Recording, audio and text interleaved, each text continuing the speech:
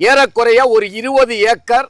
அதுல தென்னை மரம், மாமரம், எலுமிச்சை, நெல்லி, பல வகையால பல கண்டுகள், தென்னை மரம் இதெல்லாம் சாகுபடி செய்து இளைய தலைமுறை மற்றவங்களுக்கு வழிகாட்டியாகவும் விவசாயத்தை தொழிலா அவர் செய்யல, விவசாயம் வாழ்வாதாரம். அந்த முறையில இளைய தலைமுறை என்னுடைய அருமை தம்பி செந்தில்குமார் சாரை நம்ம அறிமுகப்படும். இதுல நிறைய தென்னங்கண்டுகள் நம்ம பசுமை பூமியில வாங்கியிருக்கீங்க. முழுசாவே நீங்க பசுமை தென்னங்கண்டுகள் சொன்னாலே பசுமை பூமி. மொத்தமா தென்னை ஃபுல்லா நீங்க பாக்குற எல்லாமே நம்மள்ட்ட தான். ஏறக்குறைய ஒரு 2 வருஷத்துக்கு முன்னாடி இது தென்னை மரம், அதுக்கு முன்னாடி 20 வருஷத்துக்கு முன்னாடி மாமரம். மொத்தம் வந்து மாமரத்துக்கு 25 வயசு ஆகுது. இருக்கலாம். பசுமை பூமி இன்னும் நம்ம தோட்டத்துக்கு வந்திருக்கிறோம். பசுமை பூமியில தென்னங்கன்று ஏறக்குறைய 1000 கண்டுகளுக்கு மேல வாங்கி போட்டிருக்கீங்க. 1500 கண்டுகள். கண்டுகளுடைய வளர்ச்சியெல்லாம் எப்படி சார் தெரியும்? சம்பூர்ணா இல்ல நல்லா இருக்கு. எங்களுக்கு குறைங்கிற மாதிரி ஒண்ணும் இல்ல. அந்த சம்பூர்ண ரகத்துல நோய் பூச்சியினுடைய எதிர்ப்பு இல்ல, அது எல்லாமே நல்லா தான் இருக்கு. இப்ப சார் இதுக்கு என்னென்ன உரங்கள் கொடுத்திருக்கீங்க? அந்த தென்னை மரங்களுக்கெல்லாம் வேப்பம் புண்ணாக்கு, கோழி எச்சம், அது மக்குனது கொடுத்திருக்கேன். எதுவுமே கொடுக்கல. இல்ல, உரமா தான் கொடுத்தேன். அந்த ஒயிட் பவுடரு, சூப்பர் அந்த மாதிரி இதுதான் கொடுத்துருக்கேன். எத்தனை நாளைக்கு ஒருக்கா? ஆமா, 3 மாசத்துக்கு ஒரு அடி கொடுத்துறோம் கம்பல்சரி. நல்ல மண்ணுல தான் களை வளரும். அந்த களை வளர்ந்துருக்கு. இதுல உள்ள சத்தை இவங்க எங்க இருந்து எடுத்து சாப்பிட்டு இருப்பாங்க? அப்ப இவங்கள பூமிக்கு உரமா மாத்த. அப்ப இவங்க உரம். இத தயவு செய்து நீங்க எரிக்க கூடாது. அதை எப்படி உரமா மாத்துறதா நம்ம இப்ப பாக்குறோம். ஐயா, இந்த மண்ணை மோந்து பாருங்க, வாசனை வருதான்னு பாருங்க. வருதா? வரல. வரல. இப்ப நீங்க இதை மோந்து பாருங்க. ஏன் வாசனை வருதுன்னு சொன்னா, மண்ணுக்கும் செடிகளுக்கும் வளப்படுத்துற உயிரினம் ஆக்டினோமைசஸ். இதுதான் மண்ணை வளம். அப்ப மண்ணு வளமானா ஆரோக்கியமா செடி வளரும். அப்ப இதுகளை நம்ம உரமா மாத்தலாம். தூர்கிட்டையும் நீங்க ரொம்பவும் மண்ணு அணைக்க கூடாது. அப்படி எடுத்துருங்க. தூர்கிட்ட குப்பை என்ன வைக்க கூடாது. இங்க இருங்கண்ணா. அளவுக்கு அதிகமான அமுதமும் நஞ்சு தான். மண்ணுக்கு வளம் சேர்க்கிறது மண்புழு. உரம் எல்லாமே 2 அடி 3 அடிக்கு வெளில தான் வைக்கணும். சாரு தூர்கிட்ட வச்சாலே அங்க வண்டுகள் போய் உட்கார்ந்துரும். உஷ்ணம் ஏற்படும். செடி வந்து ஆட்டோமேட்டிக்கா வளர்ச்சி தடப்படும். அப்ப என்ன செய்யணும்னு சொன்னா, இந்த தூர்ல இருக்கிற மண்ணை சின்ன கண்ணா இருந்தா பெருசுக்கு எடுக்க வேண்டியது இல்ல. பெருசுக்கு எடுக்க வேண்டியது இல்ல. இங்க பாருங்க, இங்க பாருங்க விவாஸ் மண்புழு. இங்க பாருங்க மண்புழு எவ்வளவு பெருசா இருக்குன்னு பாருங்க. ஏறுங்க, நாட்டு மண்புழு இடுலஸ். சாருடைய தோட்டத்துல உழவும் செய்யற வேலைய அவங்க உழுதுகிட்டே இருக்காங்க. இப்படிதான் மண் அணைக்கணும். இங்க இருக்கணும். இப்படிதான் உரக்கிடங்கு ரெடி பண்ணணும். ரொம்ப ஈரத்திலையும் பண்ணாம கொஞ்சம் காய்ச்சல்ல இதை எடுத்து உள்ள போடுங்க. இப்படி சுத்தி எல்லா மரங்களுக்கும் செய்யணும். பெரிய மரமா இருந்தா பிரச்சனை இல்ல. பண்ணாதுங்க. நான் இப்ப சாம்பிள் தான் காமிக்கிறேன். ஈரத்துல பண்ணக்கூடாது. இதுக்குள்ள காஞ்ச குப்பைச்சாணி, ஆட்டுப்புழுக்க, கோழி எருவு, அதாவது சாணி என்பது தாய்ப்பால். அதுல இந்த காண்டாமிருகம் வந்துரும். காய வச்சு போடணும். ஓகே, நல்ல மக்குனதான் போடணும். சரி. அந்த வண்டுகள் வராம இருக்கிறதுக்கு வேப்பம் புண்ணாக்கு. வருஷத்துக்கு 6 மாதத்துக்கு ஒருக்கா அங்குசம் உப்பு. வெள்ளை உப்பு கிடையாது. ஒவ்வொரு கிலோ உப்பு போட்டு, ஏன்னா இதுல கரையா நிறைய வரும்.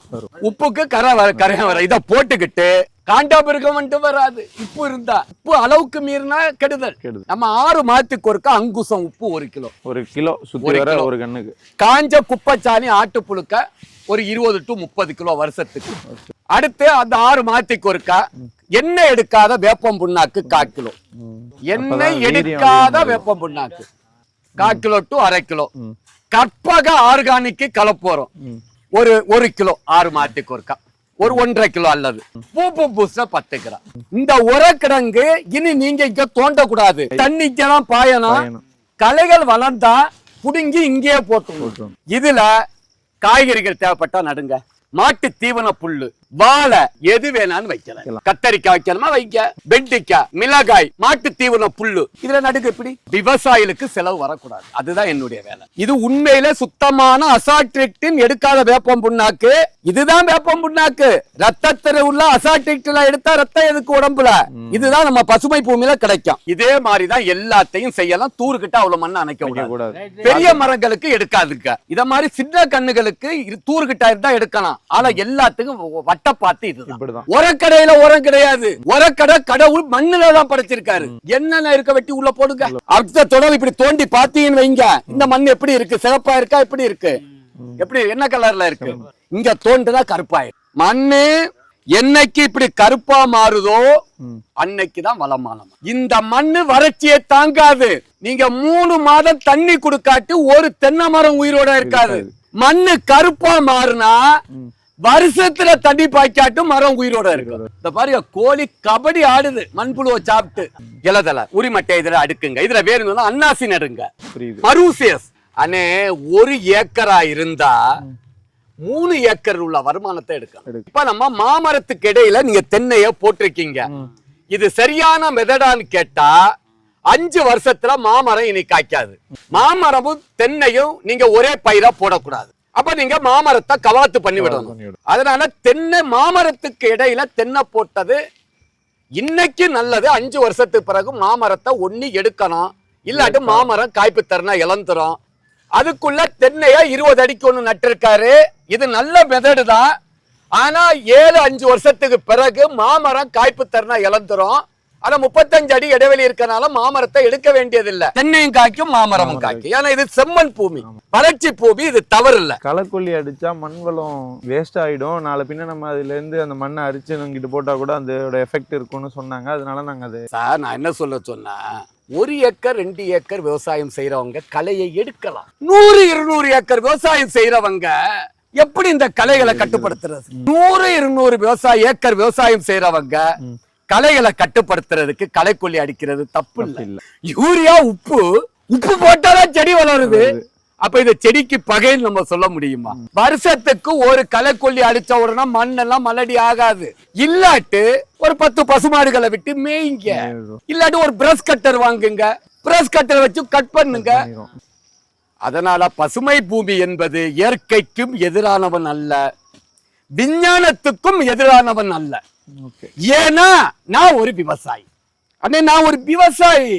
பூமியினுடைய பூம்பும் பூஸ்டர்ல humic acid 80%, fulvic acid 15%, bio potash 2.5%, micro nutrients 2.5%. ஆகையால் பசுமை பூமி விவசாயிகளுடைய லாப நோக்கோட குறைந்த விலையில் தரமான இந்த பூம்பும் பூஸ்டரை தயார் பண்ணி கொடுத்துக்கிட்டு இருக்கோம். இதுதான் இது இருக்கிறது. இதனுடைய செயல்பாடை இப்ப நம்ம பார்க்க போறோம். நான் கையில எடுத்திருக்கிறத பாருங்க, மில்லிகிராம். இங்க பாருங்க, இத மெதுவா போடுறேன்.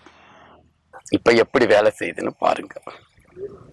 இதுதான் வேர் வளர்ச்சியை தூண்டி பயிர்களுக்கு வறட்சி, கோடையில தண்ணி பாய்க்க முடியலையா, பூம்பும் பூஸ்டர் போட்டா வறட்சியை தாங்கும், பூச்சி நோய்க்கு எதிர்ப்பு திறன், காய்கறிகள் டேஸ்டா இருக்கும். All in one.